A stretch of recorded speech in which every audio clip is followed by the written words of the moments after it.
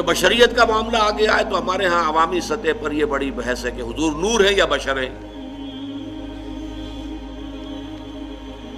صاحبزادہ فیض الحسن صاحب کی بات آپ کو میں سنا چکا ہوں کہ ہم مانتے ہیں کہ کیا جانتے ہم جاہل ہیں، ہم نے قرآن نہیں پڑھا، ہم عربی نہیں جانتے، ہم جانتے ہیں آپ بشر تھے، لیکن آپ کی بشریت کو نمایاں کرنے کو ہم آپ کے خلاف سوء ادب سمجھتے ہیں۔ لیکن جب مسئلہ بن جائے کہ آپ بشر نہیں تھے نور تھے، یا نور نہیں تھے بشر تھے، یہ دونوں سٹیٹمنٹس ایکولی رانگ ہیں۔ آپ بشر تھے نور نہیں تھے یہ بھی غلط، آپ نور تھے بشر نہیں تھے یہ بھی غلط۔ حقیقت کیا ہے؟ دیکھیے حقیقت یہ ہے، ہر انسان کے اندر ایک نور ہے۔ وہ نور کیا ہے؟ روح نورانی ہے۔ اقبال نے بہت خوبصورت شعر کہا ہے، نقطۂ نوری کے نام او خودی، اسی سے ہے یہ سیلف، میں، انا، ادھر حقیقت اسی روح کا ظہور ہے۔ نقطۂ نوری کے نام او خودی، زیر خاک ما شرار زندگی، میرا وجود خاکی ہے لیکن اس میں یہ نور بھی ہے۔ مغربی فلاسفہ بھی کہتے ہیں دی ڈیوائن اسپارک، انسان کے اندر ایک شعلہ ملکوتی ہے، خدائی، یہ نور ہم میں سے ہر ایک میں ہے، لیکن نور کا فرق ہے۔ جیسے سورہ حدید اور سورہ تحریم دونوں میں آیا ہے، قیامت کے دن ہر مومن کو نور عطا کیا جائے گا، جس کی روشنی میں وہ پل صراط کا جو مشکل مرحلہ ہے وہ طے کر لیں گے، لیکن وہ اپنی کوانٹیٹیو اعتبار سے اس کے درجات اتنے مختلف ہوں گے۔ حضور نے فرمایا کسی کو تو نور ایسا ملے گا کہ مدینے سے اس کی روشنی صنعاء تک جا پہنچے گی، یمن۔ میں جب بھی یہ حدیث بیان کرتا ہوں میرے ذہن میں آتا ہے ابو بکر صدیق کا نور اس درجے کا ہوگا، تو خود حضور کا تو اس سے بھی بہت بلند ہوگا، لیکن مخلوق میں سے، امت میں سے حضرت ابو بکر کا نور اس درجے کا ہوگا۔ اور کسی کا نور اتنا ہوگا کہ صرف قدموں کے سامنے روشنی ہو جائے گی، جیسے ٹارچ کی روشنی ہوتی ہے۔ اور یہ بھی بڑا خوش قسمت ہوگا کہ ٹارچ اگر مل جائے تب بھی آدمی راستہ تو چل پڑتا ہے نا، گڑھا تو نظر آ جاتا ہے، گڑھے سے بچ جائے گا، سانپ کے بل سے تو بچ جائے گا، یہ سانپ کا بل ہے اس سے بچ کر نکلے، لہذا وہ بھی بہت بڑا خوش قسمت ہوگا۔ منافقین وہ ہوں گے جن کو سرے سے کوئی نور نہیں ملے۔ تو یہی تفاوت ہے ہمارے نور میں، جو میرے اندر نور ہے آپ کے اندر نور ہے، ہم میں سے کسی میں زیادہ ہے کسی میں کم ہے۔ محمد عربی کا وہ نور روحانی آپ کے پورے وجود کے اوپر غالب ہے، مستولی ہے، چھایا ہوا ہے۔ اسی حقیقت کو آپ نے اس طرح بیان فرمایا کہ آپ نے ایک مرتبہ فرمایا کہ ہر انسان کے ساتھ ایک شیطان ہے۔ کسی نے پوچھ لیا جرات کر کے حضور آپ کے ساتھ بھی ہے؟ فرمایا ہاں ہے، لیکن میں نے اسے مسلمان کر دیا ہے تو صحیح۔ حضور کی بشریت بھی ہے، بشریت کے تقاضے بھی ہیں، لیکن آپ کی روحانیت ہے، اور روحانیت کی نورانیت ہے۔ وہ بشریت کے اوپر روحانیت اتنی غالب آ گئی ہے کہ اسے ہم کہہ سکتے ہیں کہ آپ مجسم نور تھے، لیکن نفی نہیں کی جائے گی، آپ بشر بھی تھے نور بھی تھے۔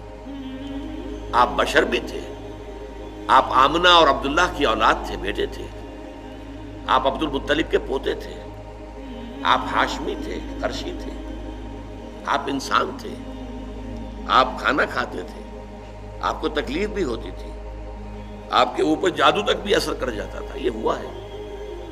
بشریت کی نفی کیسے کر دیں گے؟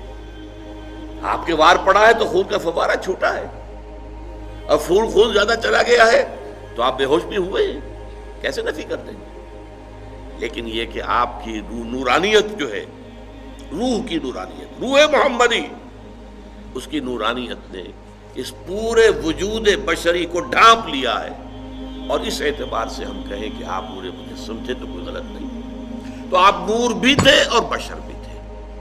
ان میں سے کسی ایک پہلو کی نفی بھی کرنا میرے نزدیک بہت بڑی غلطی ہے، بلکہ میں اسے گمراہی سے بھی تعبیر کروں گا۔ اللہ تعالیٰ کی قدرت اپنی جگہ پر ہے، بغیر کسی ذریعے کے، بغیر کسی سبب کے جو چاہے کر سکتا ہے، لیکن یہ دنیا عالم اسباب ہے۔ یہ تحفظ کیسے ملا محمد الرسول اللہ صلی اللہ علیہ وسلم کو؟ اس نوع کے شرک سے اللہ نے کیسے محفوظ رکھا ہے کہ آپ کی ذات کے ساتھ ایسی کوئی بات جو ہے وہ منسوب نہیں کی جا سکی؟ پہلی بات یہ، قرآن مجید میں آپ کی بشریت کو بہت نمایاں کیا گیا کہ آپ بشر ہو۔ سورہ بنی اسرائیل میں آتا ہے کہ مکے کے جو سردار تھے قریش کافر، انہوں نے کہا کہ اچھا یہ ہمیں کر کے دکھا دو، یہ معجزے دکھا دو، تمہارے لیے ایک محل تیار ہو جائے فوراً دیکھتے ہی دیکھتے، ایک باغ ہو یہاں پر مکے کی سنگلاخ زمین میں بے آب و گیا وادی کے اندر، کھجوروں کا انگوروں کا باغ ہو اور اس میں چشمہ بھی بہہ رہا ہو، یہ کر کے دکھا دو، آسمان پہ چڑھ کے دکھا دو، آسمان کا کوئی ٹکڑا ہم پر گرا کے دکھا دو، کچھ تو کر کے دکھاؤ نا تاکہ ہم تمہیں مانیں کہ تم اللہ کے رسول ہو۔ ساری باتوں کا جواب کیا دیا گیا؟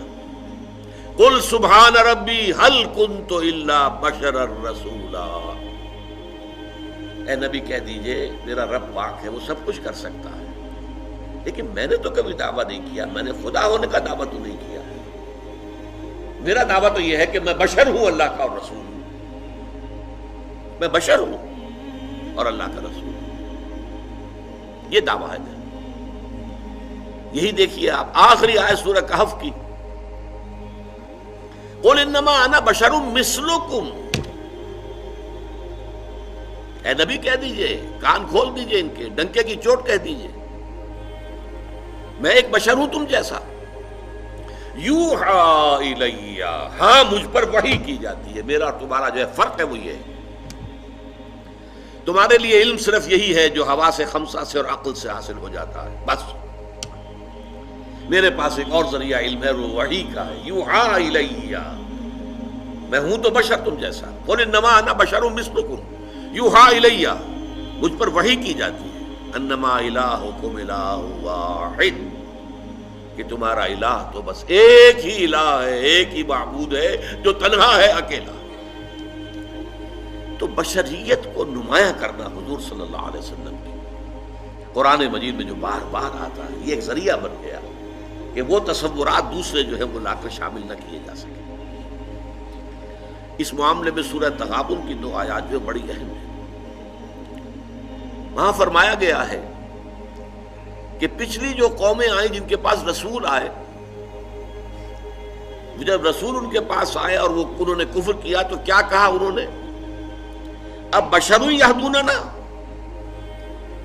فکفروا وتولوا واستغنى اللہ، کیا بشر ہمیں ہدایت دیں گے؟ ہمیں ہدایت دینے کے لیے فرشتہ آتا تو ہم مان لیتے، یہ تو ہمارے جیسا بشر ہے، اس کے بھی 2 ہاتھ ہمارے بھی 2 ہاتھ، اس کے بھی 2 آنکھیں ہماری بھی 2 آنکھیں، اس کو بھی پیٹ لگا ہوا ہے کھانے کو مانگتا ہے، ہمارا بھی پیٹ ہے کھانے کو مانگتا ہے، یہ بھی بازاروں میں گھومتا پھرتا ہے، مال ھذا الرسول یمشی فی الاسواق ویاکل الطعام، کھانا کھاتا ہے بازاروں میں گھومتا ہے، تو یہ رسول کیسے ہو سکتا ہے؟